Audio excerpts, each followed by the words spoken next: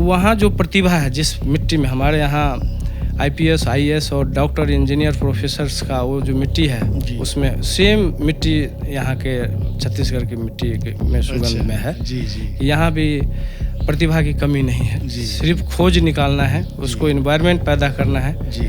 तो यहाँ भी हमारे कल्चर से कि मैंने पहले बोला कि राम की धरती दोनों है, एक जगह नानी का गांव, एक जगह ससुराल, तो दोनों की धरती एक ही है। अच्छा। और यहाँ प्रतिभा गांव में, जैसे अभी एक लड़का आपके यहाँ से गीत गाया था, विदेश में लोग सुनते हैं। अच्छा।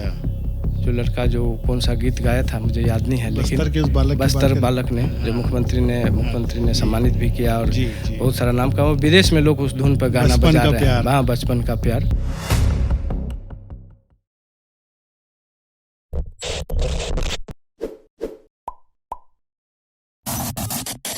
प्यारे दर्शकों नमस्कार।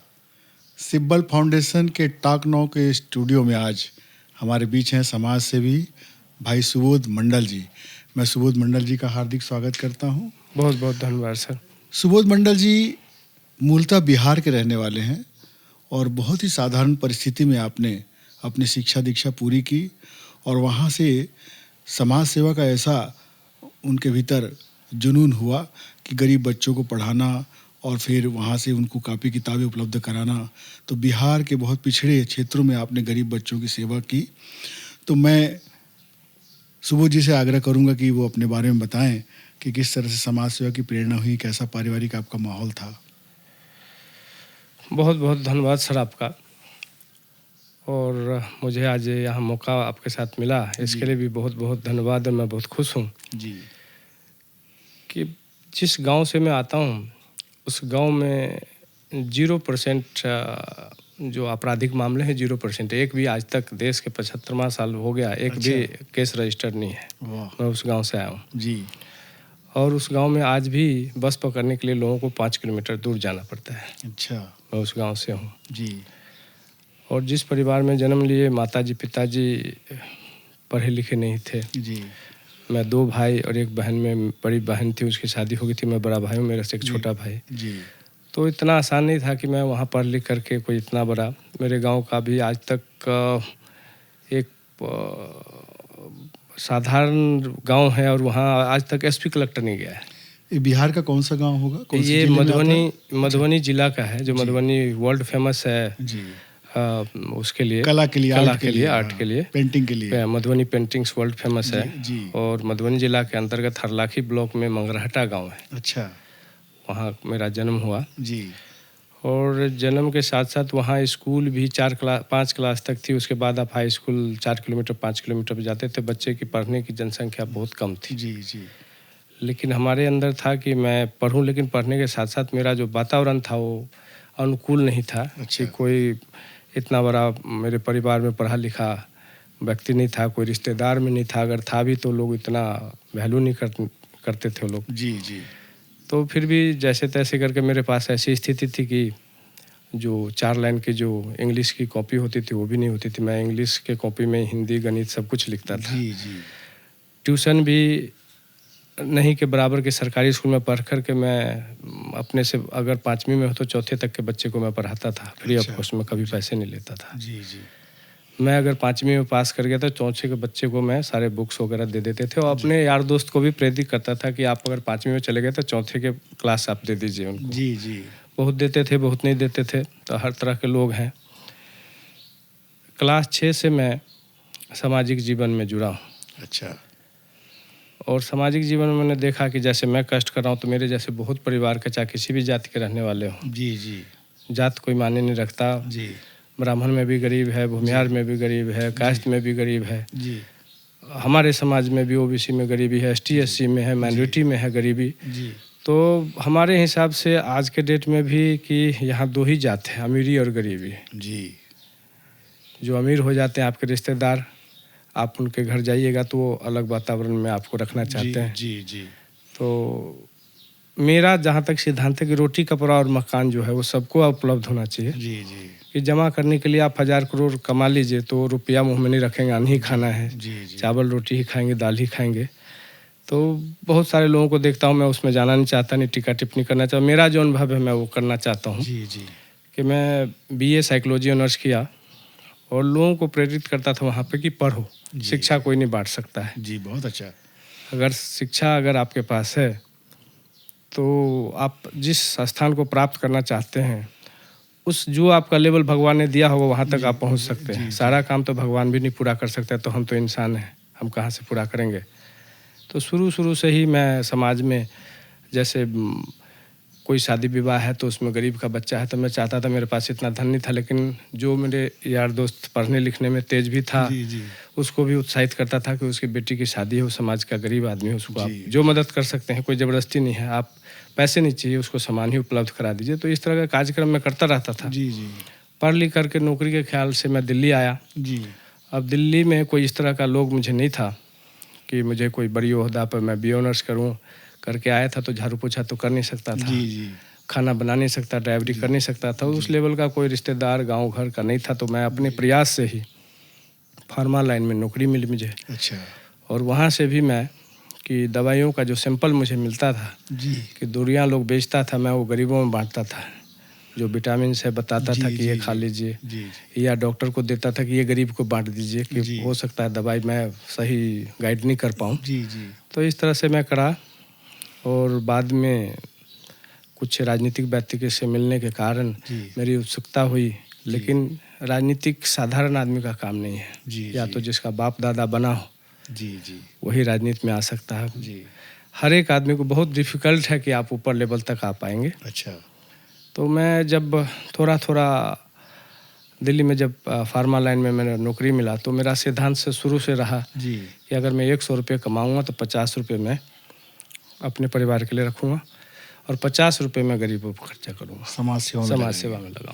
सुबोध जी, आप दिल्ली में, बिहार से दिल्ली आए, दिल्ली में आपने कुछ बड़े लोगों से संपर्क में आए, आपने जॉब किया। कोरोना काल में आपने विशेष योगदान दिया है, ऐसे आपने बातचीत में बताया, तो वो कैसा अनुभव था आपका, ज़रा बताना चाहेंगे? मैं योगदान तो इतना बड़ा दिया कि मैं कभी मीडिया के सुर्खियों में रहना नहीं चाहा। मैं, मेरी पत्नी और 3 बेटियां हैं। वो जब मैं सामान मंगाता था तो मेरे को कोई सरकारी संस्था ने मदद नहीं किया।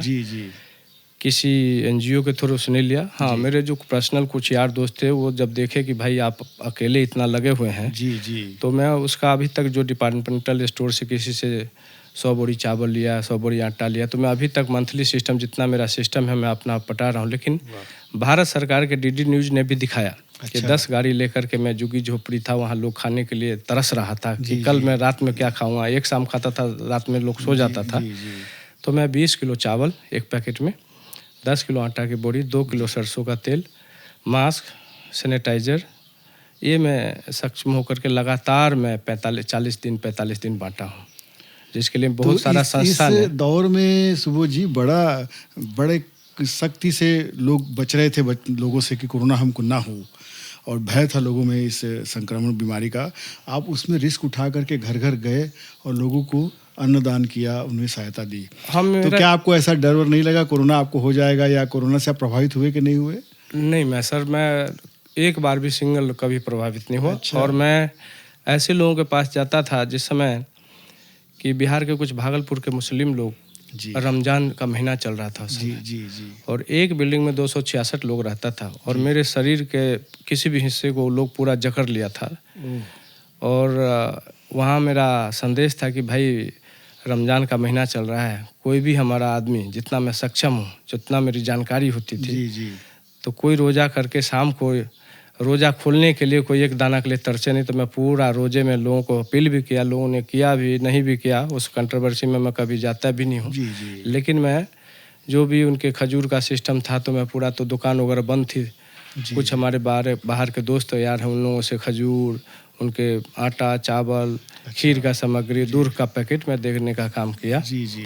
और मैं कोरोना में बाद में जब ट्रेन और ये सब चलने की स्थिति थी तो भारत सरकार जो योजना चला रखे थे उसमें किसी के पास, लेबर के पास वो बटन वाला फ़ोन होता था, कोई करवाना भी चाहता था, कोई साइबर कैफ़े वगैरह खुला नहीं था, जिसके पास मोबाइल भी था, तो 3500 रुपये का टिकट था।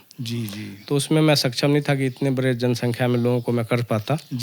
लेकिन मैं अपने स्तर पे जो लोकल ट्रेन थी या मैं ऑफिसर्स वगैरह जो हमारे नई दिल्ली पे जान पहचान थे, दिल्ली पुलिस के कुछ लोग थे, उसके माध्यम से कि यहाँ ये तरस रहा था कि मैं भूखे रहूँ कोई बात नहीं, लेकिन मेरे माँ बाप के यहाँ पहुँचा दीजिए, मेरी पत्नी के यहाँ भिजवा दीजिए। तो वो भी मैंने लगातार 20 दिन 25 दिन तक लोगों को हेल्प किया कि इस ट्रेन में बैठ जाओ, इस बस में बैठ जाओ। तो मैं रात दिन उसमें काम किया, अपने गंतव्य स्थल तक पहुंच जाता था तो लोग वहां से फ़ोन करते थे, संदेश भिजवाते थे कि भाई हमने आपने बहुत मेहनत किया। बहुत सारे लोगों का मेरे पास फ़ोन भी आता था। तो इस तरह का काम हमने किया है। सुबोध जी, आप बहुत बड़ी सेवा की है कोरोना के दौर में, और दिल्ली जैसे महानगर में आपने काम किया। वहाँ से फिर आप छत्तीसगढ़ भी आए, और छत्तीसगढ़ में अभी आप अपनी सेवाएं दे रहे हैं। तो यहाँ का अनुभव कैसा रहा? छत्तीसगढ़ का कैसा लगता है यहाँ पे आपको? यहाँ भी आप दूरस्थ क्षेत्रों में जाते रहते हैं। जी सर, मैं छत्तीसगढ़ में 2 चीज़ों का अनुभव करता हूँ जी कि मैं जहाँ से आता हूँ सीता की धरती है जी और ये माता कौशल्या की धरती है। जी जी तो राम के समय से ही हमारा रिश्ता है। जी जी उस रिश्ते को मैंने यहाँ पे पाया है कि ये जगह भी अतिथि देवो भव है। जी जी कि हमारा दोनों का कल्चर सेम है कि मैं आपको पहचानूँ नहीं पहचानूँ, मेरे घर आप आएंगे तो पानी पूछेंगे, चाय पूछे, खाने के लिए भी पूछता है। जी यहाँ के लोग में जो भावना है वो भगवान का आशीर्वाद है। अच्छा। कि मैं गाँव में गया हूँ जी जी जहाँ लोग बहुत लोग कहते कि वहाँ मत जाइए, यहाँ मत जाइए। मैं गाँव में ज़्यादातर जाया हूँ। और जहाँ तक पार्टी की बात है, मैं गांधी परिवार से बहुत प्रभावित हूँ। मैं गांधी परिवार को सेवा किया हूँ बहुत। जी जी जी और उसी संगठन के काम को देखते हुए कि राहुल गांधी जी ने, सोनिया गांधी जी ने मुझे नेशनल कोऑर्डिनेटर बना के यहाँ का प्रभारी बनाया ओबीसी डिपार्टमेंट का। अच्छा। और मैं न्यूट्रल वे में कहीं भी जा रहा हूँ। अभी जी 2018 से सरकार बनी है। जी तो जो राहुल गांधी जी ने घोषणा किया था कि किसान के माफ़ी योजना में, तो माननीय मुख्यमंत्री जी फर्स्ट योजना में उन्होंने जो किसान को ऋण माफ़ी किया, अच्छा। वो किसान सब दबा कुचला महसूस कर रहे थे, वो अपने आप को स्वतंत्र महसूस कर रहे हैं। जी जी जी मैं नॉर्मली नेतागिरी की बात कम करता हूँ, लोगों से पूछता हूँ कि जो आप किसी भी पार्टी की सरकार हो, आप कहाँ खुश हैं? जी तो लोग कहते हैं कि सर हमारा तो इतना कोऑपरेटिव में ये मिला था, मेरे को तो इतने पैसे वो आता था, वहाँ से वारंट आ जाती थी, ये आ जाती थी। जब इन्होंने माफ़ कर दिया तो अपने आप को स्वतंत्र महसूस कर रहा हूँ। अच्छा। मैं अभी 5 जिला घूम के आया हूँ एक हफ्ते में। जी तो मैं गांव देहातों में पूछता हूँ। एक महिला अपनी बेटी को, हस्बैंड नहीं, डेथ हो गया उनका, अपनी बेटी को पढ़ा रहे। अभी जो माननीय मुख्यमंत्री जी और छत्तीसगढ़ सरकार ने गोधन योजना जो चलाया, जी जी तो उसके पास न 1 कट्ठा ज़मीन है, एक धूर भी नहीं है, यानी एक गाय भैंस है। वो गोबर बीच करके, गोबर को एकत्रित करके 35,000 रुपये का फीस अपनी बेटियों को फीस भरा है। अच्छा। और उसके आंखों में आंसू, खुशी के आंसू। जी जी मैंने उनको बोला भी कि भाई आप इतनी बड़ी, कि मेरी एक बेटियां हैं, अगर पढ़ लिख ले तो मेरे को मुख्यमंत्री साहब से मिला दीजिए। जी मैंने पिछले अपने दौरान में मुख्यमंत्री साहब को बोला और उन्होंने बोला कि अच्छा काम किए हो, और जब वो परिवार मिलना चाहे तो तुम मुझसे अपॉइंटमेंट लेकर आओ, जो भी सुख सुविधा होगा मैं देने के लिए। ये लड़कियों की बहुत सारी योजनाएं चला। दूसरा कि पूरे भारत में, कि हम भारत के रहने वाले, तो जहाँ नहीं भी जा पाते हैं तो समाचार आप लोगों के माध्यम से या पेपर के माध्यम से पता चलता है कि पूरे भारत नहीं, हम तो विश्व की बात कर रहे हैं। हम तो कई कंट्री गए हैं सामाजिक सेवा के थ्रू देखने के, कि गौमूत्र बिजनेसमैन खरीदता होगा, उसमें मैं नहीं जा रहा हूँ कि रामदेव खरीद रहा है कि कौन देव खरीद रहा है। जी जी लेकिन सरकारी संस्था के द्वारा सिर्फ छत्तीसगढ़ सरकार ही है जो विश्व स्तरीय, विश्व में रिकॉर्ड है अच्छा। कि 4 रुपये लीटर जो गौमूत्र खरीदने का योजना हो, सिर्फ छत्तीसगढ़ सरकार ने किया है। अच्छा। तीसरी जो अभी हमने देखा कि विदेशी कलाकार भी यहाँ आए थे, विदेशी लोग भी विजिट करने आए थे, कि स्वामी आत्माराम स्कूल जी जो सरकारी मीडियम आत्मानंद जी स्कूल के, तो विदेशों में चर्चा है, नॉट ओनली देश में, कि बहुत अच्छा। सारा विदेशी लोग आए थे, वो खुश होके गए हैं। आदिवासी के क्षेत्र में मैं गया, जो बुनकर वगैरह है, जो इनको जी जी जी वो 0 ब्याज पे वो सारा संसाधन है। तो ये सब सारी चीज़ जब आदमी को, आप सिर्फ बोलते रहिएगा, अरबी में कहावत है कलाम, कलाम का मतलब सिर्फ बातें करना, तो उससे पेट नहीं भरेगा। रोजी रोटी के लिए आपको कुछ न कुछ करना पड़ेगा। तो जब तक आप नहीं कीजिएगा तो झूठ की खेती ज़्यादा दिन नहीं चलेगा। सुबोध जी, एक सवाल ये भी था, जिज्ञासा थी, आप मधुबनी से आ रहे हैं बिहार के, और कला और पेंटिंग में बड़ा समृद्ध है मधुबनी का क्षेत्र बिहार का। वहाँ की कला और संस्कृति और यहाँ की कला और संस्कृति को भी आप देख रहे हैं, तो यहाँ पे कला की संस्कृति की कैसी स्थिति है और क्या संभावनाएं हैं, कुछ बताना चाहेंगे? हाँ सर, मैं इस बारे में भी आपको बताता हूँ कि दोनों जगह की कल्चर से लेकर के खान पान पहनावा ओढ़ावा ऑलमोस्ट सेम है। जी जी। 19 और 20 का फर्क है। अच्छा भाषा भी जो मैथिली भाषा है और ये भाषा में दोनों मधुर भाषा है। अच्छा। इस लोग सुनता भी अच्छा से है। जी जी। वो हम बोल नहीं पाते, लेकिन मुझे वो प्रयास करता हूँ कि मैं भी मैथिली भाषा बोलता हूँ, तो ये भाषा भी जी जी कि बोलूँ, लेकिन बोलने में थोड़ा टाइम लगेगा, लेकिन समझता हूँ कि क्या भाषा है। जी।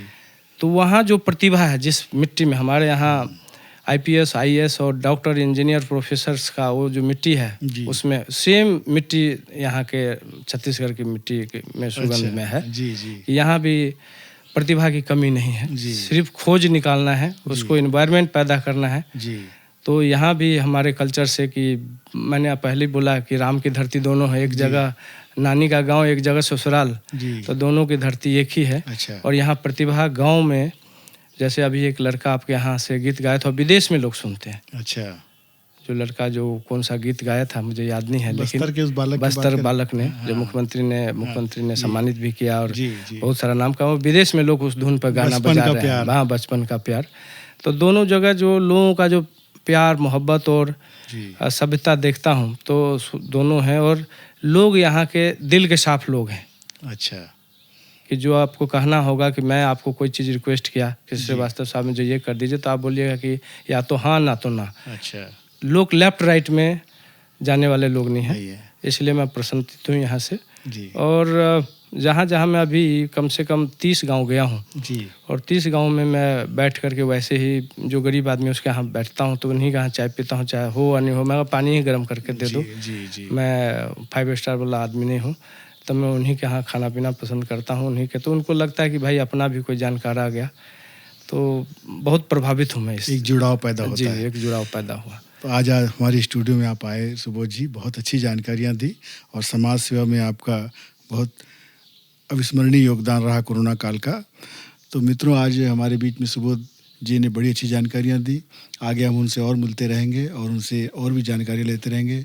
आप सबका बहुत बहुत धन्यवाद। सुबोध जी, आपका भी बहुत बहुत हम बहुत बहुत धन्यवाद।